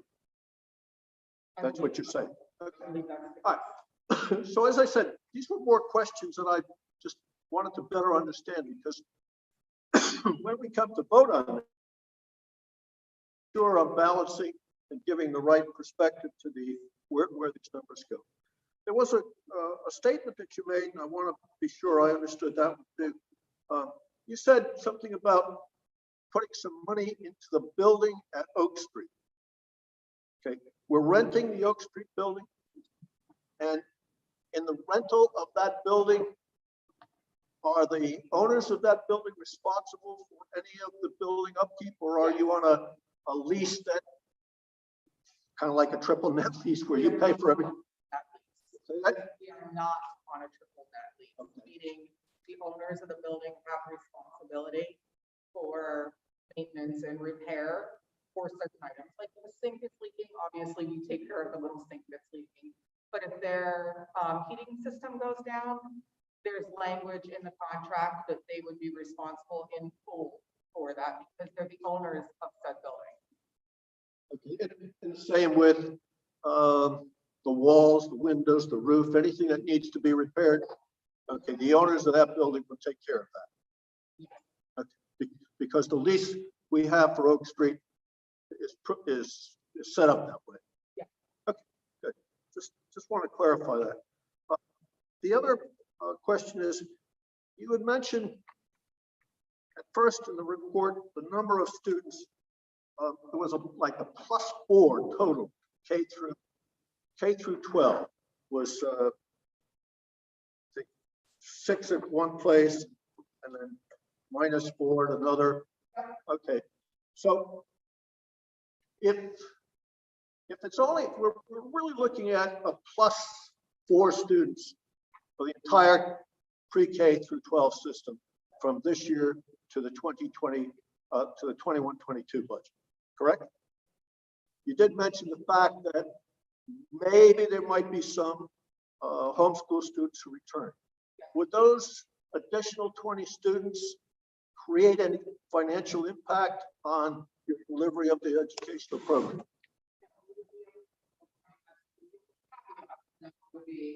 Let's just pretend one of them has extraordinary special education needs that may necessitate an out-of-district placement. That would be really the only potential trigger I would see that we would need to really look hard at.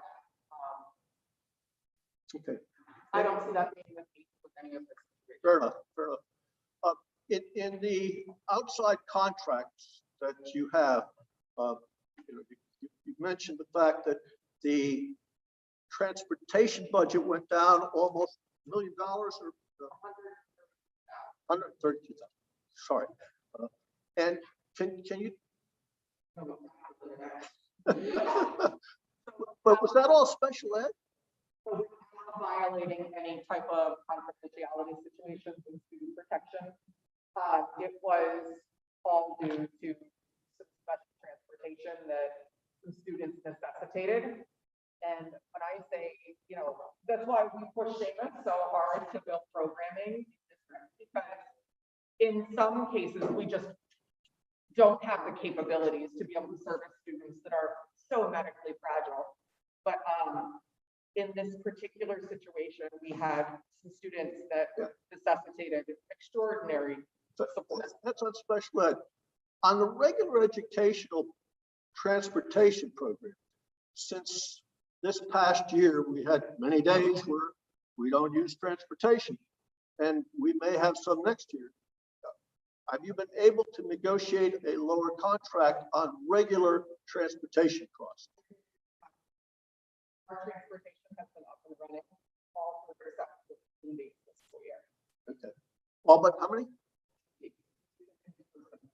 Entire time providing full transportation to our students. All right, excellent. Thank you very much for answering those questions. I was just trying to get clarification. Okay, I just wanted to say, board of selectmen, I hope going forward, you know, maybe I'm wrong, but I feel like in years past, when the school budget sort of comes your way, perhaps the default position has always been known that residents won't support an increase. You know, they barely want to support the school budget as is. I'm hoping that board, whenever you do your deliberations, that the starting point isn't known. I have a fourth grader in school, and I can certainly back up the things that the superintendent has said. Now she's in fourth grade. We didn't start in Winchester schools because, frankly, we were worried about quality. And we made the decision to come back. I'm glad we did. Schools are awesome. I'm so proud that I did it. And, you know, I've seen the changes in the building since we've come back. So I think that we are definitely on an upswing. I think things are going great. And my neighbor over on Smithville alluded to the Hinsdale project. You know, never in my wildest dreams, maybe other people know that I think that this town will support a school renovation project at a referendum. And it happened. They did. They supported it. So I think going into your deliberation is that the default position shouldn't be people won't support this. I think if we look back at recent history, I think they will support it. And you know, if you put forth this budget as is, I think people will support it. I think well, right now Bob has proposed $250,000 more in the town support for education. So it's half going through your ask. Just enough FYI. Because you don't see it on the MBR, it's in town support for education. So if she pays oil out of the town support for education, the money that she doesn't pay oil for in the MBR can support staff. So it all kind of goes. Is there more money in the COVID reserve fund, or is this like the remnants of something and it's $250,000 draining it? Or is there like more money sitting in the COVID reserve? Dr. Serio, he wants to know if that money that you have listed in the budget is all that's in the COVID reserve fund, or is there more? The COVID reserve fund is being used this year and again next year. So the same type of service. There is a possibility that $154,329 used, as I want to, on an investment, that there would be a pocket of money left over next year, but it's only about $130. Gonna probably pay for PPE and sanitizers and all the other things we're gonna buy this year.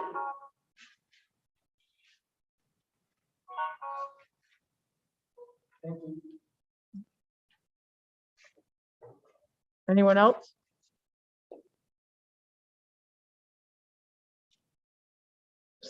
So again, April 5th, which is next Monday, a week from tonight, we talk about the municipal budget, but it's also permissible to talk about the education budget at that time as well.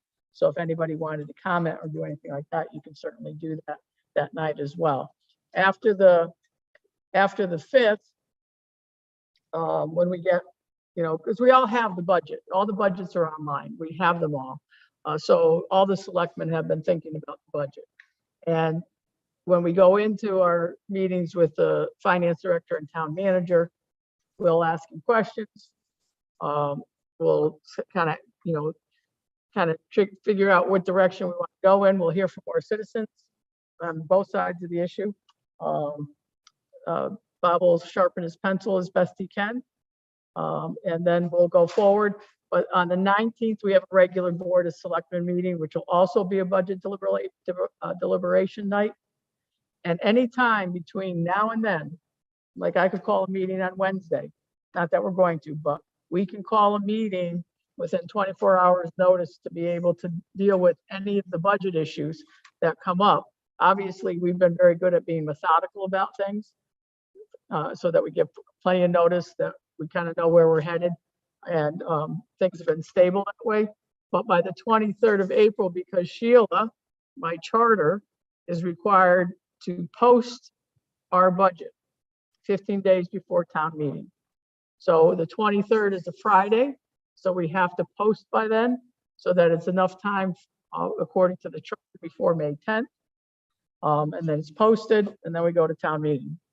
So we have to do all of our work before then, but anytime between now and then, anybody can comment. Anytime between now and then, we could get new information. Anytime between now and then, I could win the $250 million lottery, and I will pay the increase. You've heard it here. I tried for those 500 million at the same time, but that didn't work. But I would if I won them, but somebody just won it, I think, somewhere else the other day. So there's a lot of time left, you know, to make decisions, but the ultimate decision is not made by us. The ultimate decision is made by you and others like you in the community at the vote, you know. So we just have to put it on the table. If you like it, you say yes. If you don't like it, you say no. If you're accepting of it, you say yes. If you absolutely, people sometimes vote no, not because they want less money in it. Sometimes people vote no because they want more money. So, so we have to do our work very carefully and very diligently. And I got another question. Good.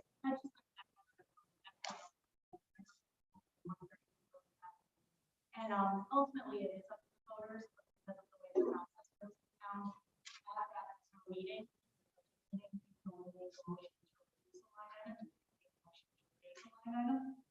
So like Ryan, I urge you to consider pushing forward the budget. Okay. Again, Mel and team a lot of credit for their bravery in presenting something greater than that we have. And I hope that others.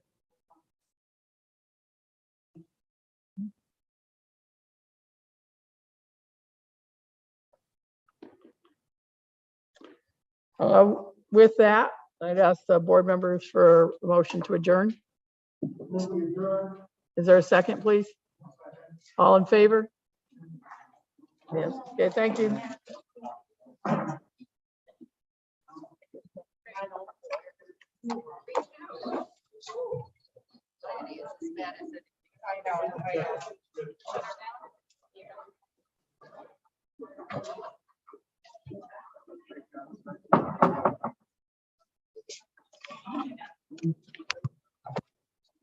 Good, you? I see you're almost ready to open.